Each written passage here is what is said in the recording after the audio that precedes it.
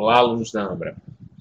Continuando com o estudo 156, vamos nos dirigir agora para a imunidade da linha D, que não pode cobrar impostos sobre livros, jornais, periódicos e o papel destinado à sua impressão.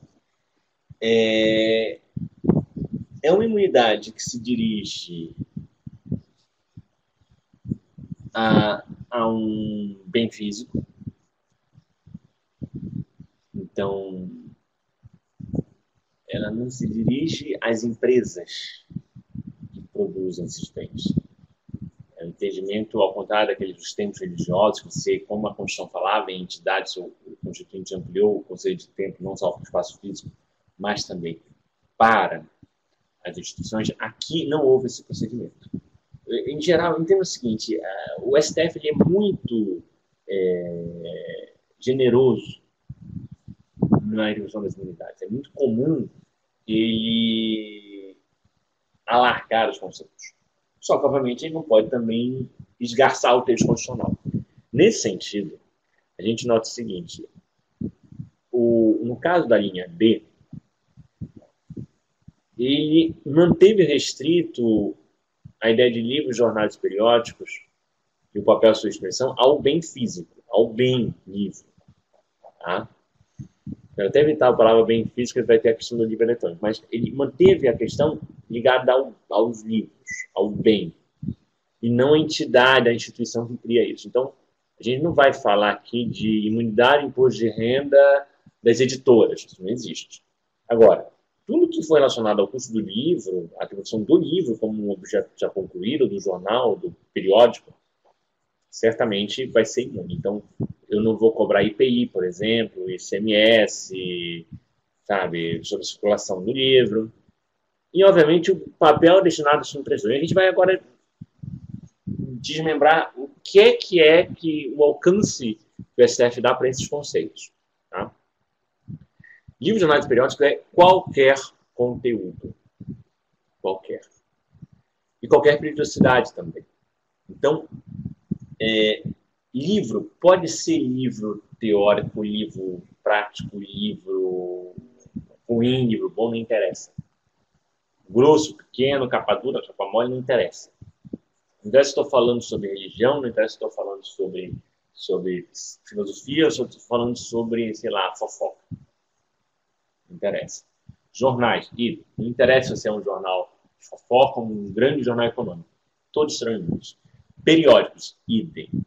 Não interessa a periodicidade. Pode ser uma periodicidade anual, semanal, mensal, diária. A ideia das revistas, né? E, obviamente, o conteúdo também interessa para a revista. Então, pode ser revista pornô, revista em quadrinho. Alguns casos curiosos, por exemplo, a lista telefônica foi considerada imune, que era um periódico.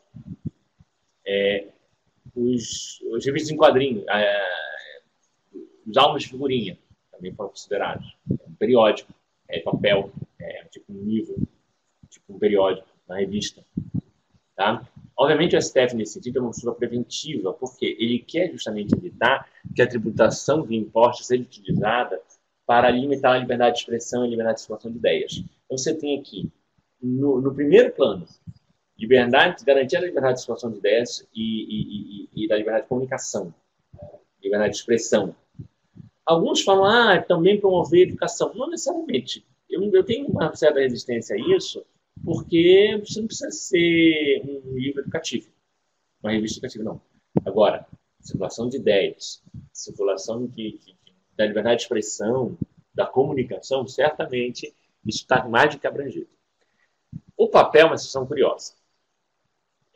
Tentou-se durante muito tempo incluir a cola que usa para colar o papel, o fio que às vezes se usa para costurar. É o papel. A STF limitou o papel, não fez abrangência. Teve algumas ali que ele fez, como a súmula 657, dizendo que abrange também os filmes e papéis fotográficos necessários à publicação de jornais periódicos. Então, o filme fotográfico, ele é imune. Tá? Há uma questão muito curiosa e que foge realmente dessa tendência do STF de restringir o conceito de papel foi o seguinte: a imunidade, no comento, né, alcança componentes eletrônicos destinados exclusivamente a integrar a unidade didática com fascículos. É comum nas escolas você ter aqueles livros didáticos que vêm, na verdade, de uma caixinha com vários livros didáticos. E algumas vezes tem um componente eletrônico, sabe? Um componente, sei lá, um botãozinho que solta um barulho, que conta a história, sabe? Principalmente para coisas de criança. O STF considerou que é imune, né? Um caso muito curioso. Mas certamente o caso que mais fez esse dispositivo se movimentar foi a questão do livro eletrônico. Antes de a gente chegar na repercussão geral, um pouco de histórico. Na década de 90 ainda, final de 90, quando você... Não, 90 de 2000, quando você já tinha o famoso CD-ROMs. Lembram do CD-ROMs? Que era aquele dos mais novos. Eram os CDs, tipo, uns discos pequenos. Você botava no computador e vinha jogos, vinha enciclopédias. O CD-ROM, ele durante muito tempo, principalmente os que carregavam enciclopédias ou carregavam jogos educativos, era entendido como um sucedâneo do livro. Entendi-se na época, olha, o livro vai acabar, vai ser substituído pelo CD-ROM, então a gente precisa atualizar o conceito de livro para abranger o CD-ROM. Isso ficou muito forte na doutrina e tal, na justiça não chegou a pegar muito forte, mas eis que o século XXI traz de fato, o livro eletrônico, o livro digital, o e-book. Né? O livro digital ele pode ser dividido em duas dimensões. Tem o livro digital em si, que é aquele, vamos chamar programinha, aquele conteúdo virtual que eu compro e baixo na internet para ler. Esse é realmente o livro por excelência. É o livro digital por excelência. Mas há os leitores digitais. Kindle, iPad, que são equipamentos eletrônicos que eu pego aquele programinha, aquele aplicativo, aquele livro virtual, aquele e-book, coloco lá dentro e leio. Ou seja, uma coisa é o livro virtual, o e-book, e outra coisa é o suporte. Tá? A doutrina, quando se leu sobre isso, claramente diz, olha, não tem dúvida de que o e-book, esse programinha que eu compro e leio, é totalmente imune.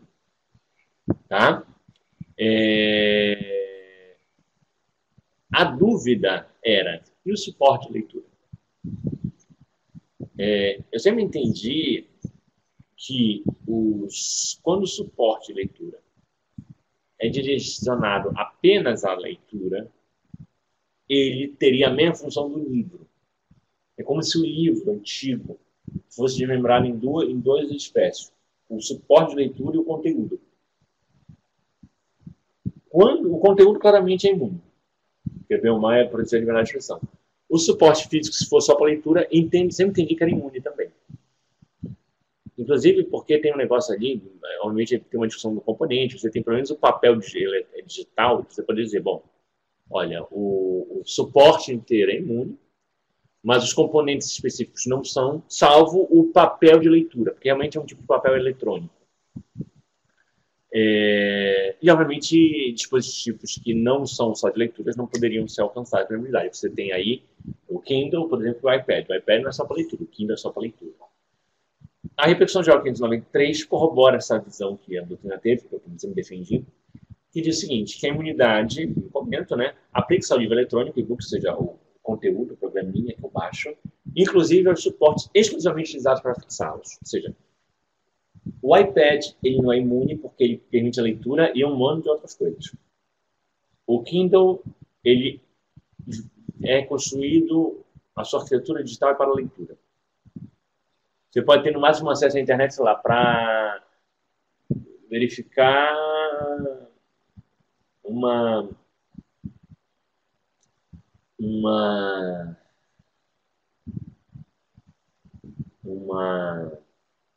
significar uma palavra, mas essencialmente você não consegue, por exemplo, acessar YouTube.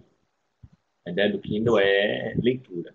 Tá? Então, é uma reflexão geral que reconheceu certamente a evolução. Se você entender, a gente percebe que nós estamos diante de uma interpretação evolutiva do dispositivo. Então, eu entendo o sentido histórico inicial do dispositivo e atualizo. Olha, o momento histórico mudou, o que é que tem hoje no lugar? Eu faço atualização. Bons estudos a todos, até a próxima aula.